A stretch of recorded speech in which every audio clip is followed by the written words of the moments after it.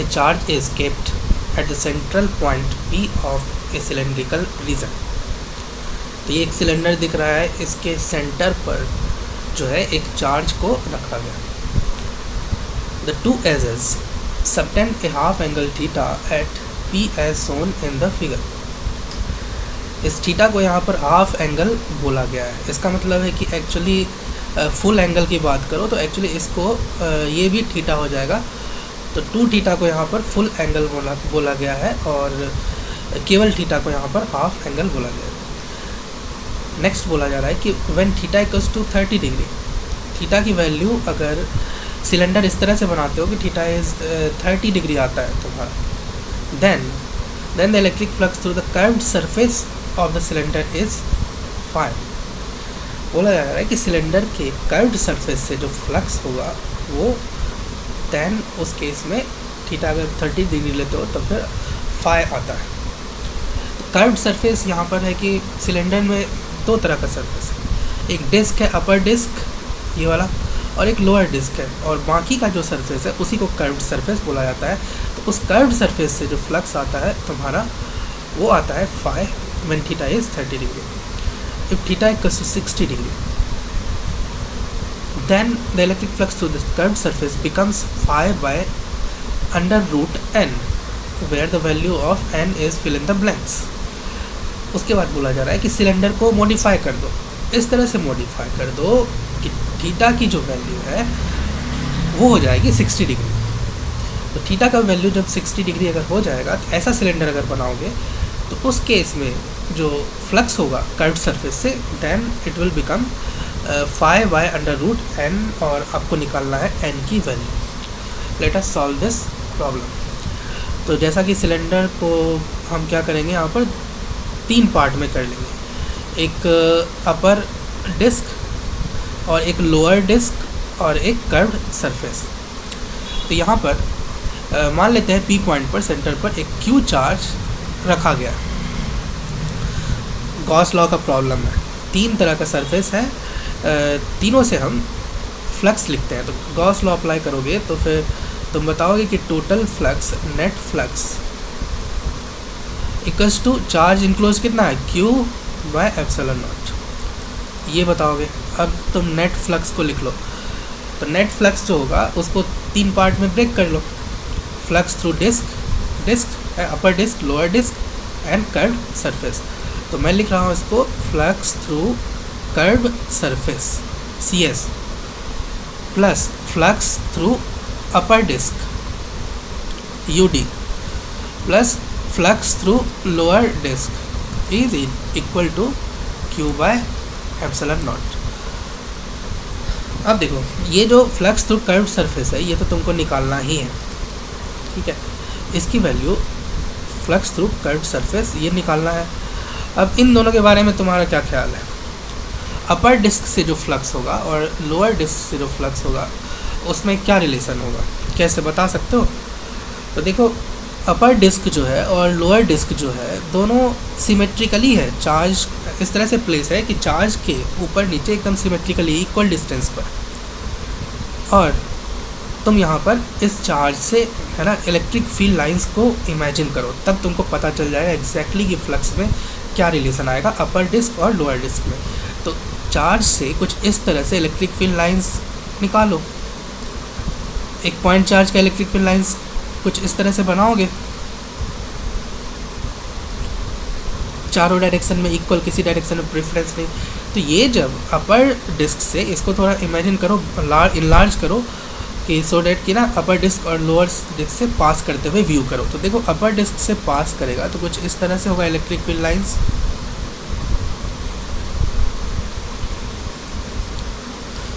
और lower disc से पास करेगा तो कुछ इस तरह से होगा इलेक्ट्रिक फील्ड लाइंस. तो देखो क्या तुम बता सकते हो कि equal number of electric field lines ऊपर और नीचे के डिस्क से पास कर रहा है? अगर ऐसा है तो फिर दोनों डिस्क से जो फ्लक्स है वो इक्वल आएगा. एक और तरीका है, इसको ना इस चार्ज को रिप्लेस ऐसा मान लो रिप्लेस कर दो एक बल्ब से, एक छोटे से बल्ब से रिप्लेस कर दो। तो तुम क्या बोलोगे ऐसा कि ऊपर वाले डिस्क से जितने नंबर ऑफ रेज निकलेंगे उतने ही नंबर ऑफ रेज नीचे वाले डिस्क से निकलेंगे। ऑब्वियस सी बात है कि लाइट जो होगा हर डायरेक्शन में इक्वल जाएगा, किसी डायरेक्शन ऊपर नीचे को प्रेफरेंस नहीं देगा। इसका मतलब इलेक्ट्रिक फील्ड लाइंस जितने ऊपर वाले डिस्क से पास करेंगे उतने ही नीचे वाले डिस्क से पास करेंगे, और that is why you conclude कि electric flux through both the disc will be equal. तो इसको मैं लिख देता हूँ 2 टाइम्स फाई अपर डिस्क, है ना। अपर डिस्क से निकाल लो फ्लक्स और उसको 2 से मल्टीप्लाई कर दो, क्योंकि ये दोनों क्या होंगे, ये और ये इक्वल होंगे। This will be equals to Q by epsilon naught. अब देखो एक सिंपल सा फॉर्मूला है डिस्क से फ्लक्स निकालने का, एक सिंपल सा फॉर्मूला है जो कि तुमको मालूम होना चाहिए, क्योंकि ये जेई मेन में भी पूछा जाता है और यहाँ जेई एडवांस के क्वेश्चन में तो इसका इस्तेमाल होता है। तो देखो एक डिस्क ले लो और डिस्क को एज से कनेक्ट कर दो, डिस्क के एज को यहाँ। तो एक पॉइंट है, there is a point on the axis of disc, यहाँ पर एक चार्ज Q है। तो दिस इज डायरेक्ट रिजल्ट जो हम लोग इसको बोलेंगे सेमी एंगल, ठीक है। अगर सेमी एंगल थीटा है तो अब देखो इस चार्ज को जब यहाँ रखते हो तो इससे फ्लक्स, एक पॉइंट चार्ज रखा है तुमने, तो पॉइंट चार्ज से इलेक्ट्रिक फील्ड लाइंस इधर भी जाएगा इधर भी जाएगा, इस तरह से होता है सभी डायरेक्शन में इक्वल। तो तुम देख रहे हो कि there are some lines which will pass through this disc, कुछ इलेक्ट्रिक फील्ड लाइंस इससे पास करेंगे। इसका मतलब इस चार्ज का फ्लक्स इससे होगा, इस डिस्क से, ठीक है। अगर बस तुम इतना देख लो कि अगर कुछ लाइंस, इलेक्ट्रिक फील्ड लाइंस अगर किसी सरफेस को इंटरसेक्ट कर रहा है, कुछ सरफेस से पास कर रहा है, देन उस सरफेस से तुम बोलोगे कि फ्लक्स होगा। कितना होगा? तो रिज़ल्ट ये बोलता है कि it is a very simple formula.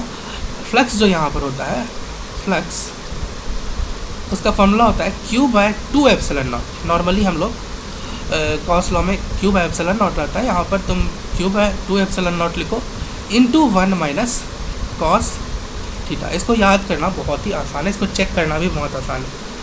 अब ये बताओ कैसे चेक करोगे, तो मैं बता देता हूँ। देखो अगर थीटा की वैल्यू को छोटा कर दो, थीटा की वैल्यू को डिक्रीज़ कर दो, इस फिगर में थीटा की वैल्यू डाउन मतलब डिक्रीज़ कर दो, तो डिक्रीज़ करोगे तो फिर ये साइज ऑफ डिस्क भी क्या होगा, छोटा होने लगेगा, इस डिस्क का साइज छोटा होने लगेगा, ठीक है। तो फिर अगर इसको बहुत छोटा कर दो, टेंडिंग टू ज़ीरो कर दो, थीटा को क्या करो, टेंडिंग टू ज़ीरो कर दो डिक्रीज़ करके, तो ये डिस्क का एरिया कितना हो जाएगा, ये भी बहुत छोटा होगा, ये भी टेंडिंग टू ज़ीरो, एरिया ही ज़ीरो हो गया, तो फिर फ्लक्स क्या होगा, ज़ीरो आना चाहिए। तो अगर ये फार्मूला करेक्ट है तो इसमें एक बार थीटा की वैल्यू ज़ीरो रख के देखो, थीटा ज़ीरो रखते हो तो क्या हो जाएगा, ये कॉस थीटा विल बिकम 1 और 1 माइनस 1 ज़ीरो। इसका मतलब ये फार्मूला ठीक है। इस तरह से ना मैं याद रखता हूँ, तुम भी इस तरह से याद रख सकते हो। तो let us put this value, है ना, इस एक सिंगल डिस्क से जो इलेक्ट्रिक फ्लक्स होगा वो इसकी वैल्यू होती है Q by 2 epsilon naught into 1 minus cos theta. ये अगर तुमको इसका डिटेल डेरिवेशन देखना है तो इंटरनेट पर हर जगह ये अवेलेबल है, सर्च कर लेना electric flux through disc due to a point charge. तो इस वैल्यू को यहाँ पर पुट कर दो इसमें, तो यहाँ पर पुट कर देते हैं flux through curved surface plus 2 times, ठीक है, Q बाय वैल्यू पुट कर रहा हूँ 2 epsilon naught into 1 minus cos theta is equal to Q by epsilon naught. इसको ज़रा सॉल्व कर लो, ये 2 कैंसिल हो गया, ये आ जाएगा तुम्हारा flux through curved surface plus Q by epsilon naught, open कर लो ब्रैकेट को, minus Q by epsilon naught cos theta is equals to Q by epsilon naught. देखो क्या कैंसिल हुआ, तो ये कैंसिल हो गया, ठीक है। अब यहाँ से तुमको आ जाता है flux through curve surface is equals to Q by epsilon naught into cos theta. देखो एक्चुअली कॉस थीटा के ऊपर डिपेंड कर रहा है, ये फ्लक्स होगा। तो पहले केस में क्या बोला जा रहा है, देखो क्वेश्चन में बोला जा रहा है कि दिस इज़ फाई, जब थीटा इक्वल्स टू 30 डिग्री रखते हो तो थीटा 30 डिग्री रख के फाई कर दो, ठीक है, case 1। When theta is equals to 30 degree, तो फाई कर दो। इस केस में flux is through curve surface बताया जा रहा है कि phi is equals to Q by epsilon naught into cos 30 degree, और ये कितना आ जाएगा तुम्हारा कॉस 30 डिग्री √3/2 होता है। तो इसकी वैल्यू आ गई तुम्हारी Q by epsilon naught into √3/2, Q by epsilon naught into cos 30 is √3/2। तो ये पहला केस है। दूसरे केस में बोल रहा है कि देखो थीटा की वैल्यू कितना बोल रहा है, थीटा की वैल्यू रखना है तुमको 60 डिग्री, ठीक है, और उस केस में फ्लक्स इक्वल्स टू 5/√n होगा। करो theta equals to case second ले लो, है ना, दिस वाज फर्स्ट और दिस इज सेकंड।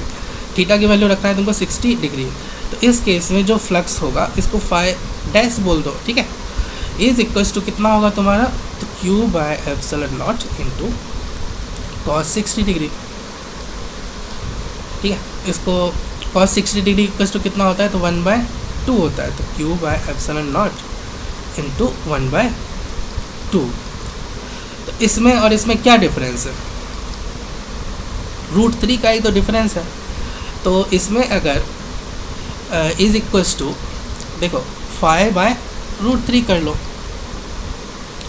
ठीक है, ये जो 5 है इसमें √3 से अगर डिवाइड कर दोगे तो ये हटा दोगे तो इतना आ जाएगा 5/√3।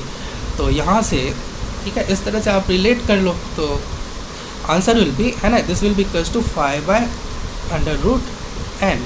n की वैल्यू जो मिलेगी n इक्वल्स टू 3 मिलेगी।